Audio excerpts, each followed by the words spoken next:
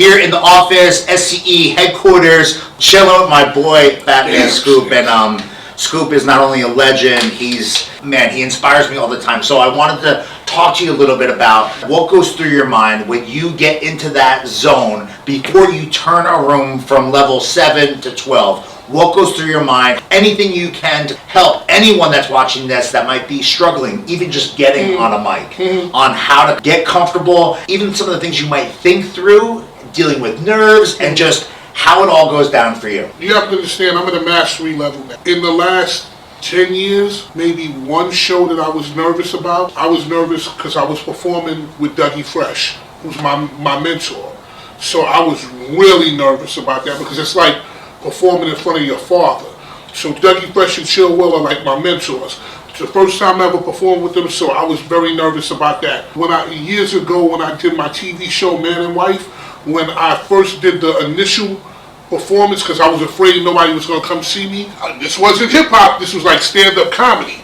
So I was nervous about that, but other than that, I'm at a level where the more people the better, and I don't have any fear, because I've done this so many times. But what I would say to somebody who is new in the business or trying to get an edge or a tip, go in there and number one, be confident. When you're confident, you move the crowd with your confidence. You play that record with confidence and talk about it confident. You know, most people are like, hey man, yeah, this is a new record, blah, blah, blah. No, you gotta make it seem like this is the best record that you're ever gonna hear in your life. And then you have to sit and think about things that unify people. So what can you say to this room? First of all, you gotta read the room. You have to say, what can I say to this room that will be a unifier to everyone in this room? Number 3, you have to get some personality. Some people are born with it like myself. Some people learn to get it. Get in front of the mirror and talk on the mic. Look at how you present yourself. Look at your posture, the way you're talking. When you speak with authority. Hey man, this is DJ, boom, boom, boom, and I'm gonna give you, or you gonna say, yo, what's up, y'all? This is, like, you know, which one is gonna be physically jarring? Which one is gonna make you believe? I'm not gonna believe somebody that says, hey man, this is DJ Whoop-de-Doo, yeah, you know, new record or what.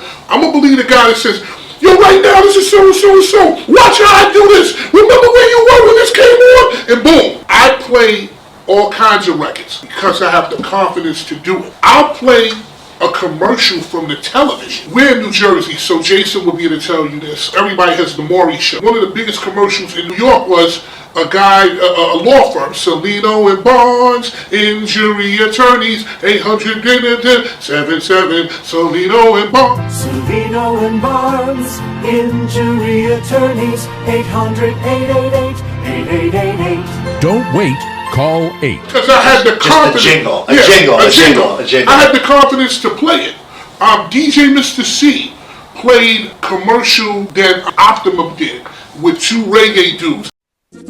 Mi gente, Optimum Triple Play is in the house. I.O. Digital Cable. And they used to play it incessantly on television. He played it. Why? Because he has the confidence to play it. If you believe it, I'm going to believe it, but you got to make me believe it. So we played a couple of shows. We played shows with 2,500 DJs. We played shows with under 100 DJs. The memories that stick out to me most, above all others, is one, we did a show in Las Vegas where there was a grandmother in the room. And before you actually got started, you went over to the grandmother and you, by her hand, brought her out to the dance floor. You did that, and we were playing a VIP event, and she was someone that was there observing her son that performed earlier that night, and you had made her part of it. So I love that because you included her, and that, I think a big message is how to include people. Oh yeah, you have to include people, and you have to know how to include people. So I'm gonna give you a good example. We did the DJ Collective, right? So now it's COVID. What is the big thing with COVID? You want people to do what? Stay away from each other, right? Okay. So I say to myself, and listen, anybody can die tomorrow of anything. Like, you can get hit by a car, you can choke on this water, anything.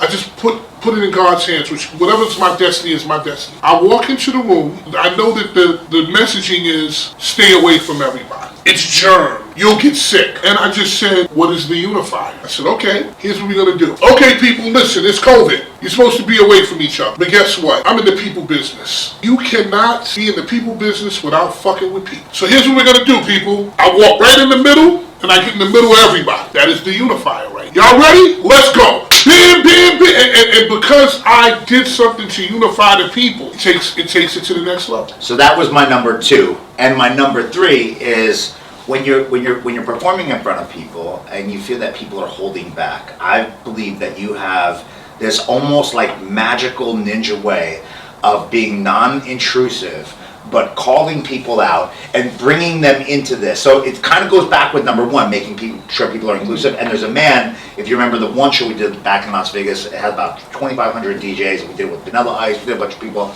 Yeah, okay, now There was a dude with a cowboy hat on. Yeah. A large man with a cowboy hat on. And he was kind of sitting in the back, not into pop party music, but he was a DJ, I'm assuming, because he was in the room, or he could have been a guest of someone, but he was just there. He was having a good time, but he wasn't in it. And you literally stopped the show and almost called him out, but in a tasteful way, and basically made it like lower that wall, and you basically opened that door for him. 100%. And then afterwards, that man was like sideways the rest of the night. And as a matter of fact, I think you had his hat on at that point as well. You know, you have to, again, unifying people. For me, if you're in there, you're part of this show. So it's almost like I treat it like a teacher. If I see the student in there sleeping like that, I'm gonna do something to make you where you can't sleep. Because you don't know what's coming next. Because I'm calling on you. And you could draw this kind of like thought process and relate it to like private events or weddings or whatever, right? You gotta remember, half of this is just innate because it's me. It's how I do things. So I come from, of course, entertainment, but I also have a organic stand-up comedy side to myself. So I can deal from both angles. I'm more of a different kind of breed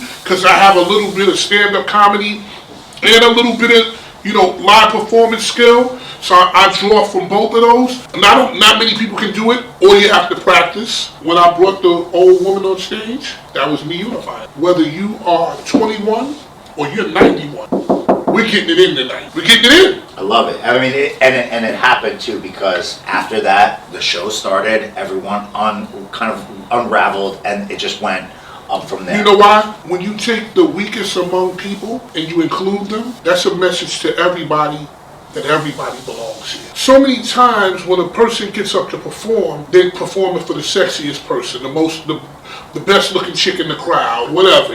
When you take the lowest element and you involve them, you are now saying everyone matters. All lives matter in here.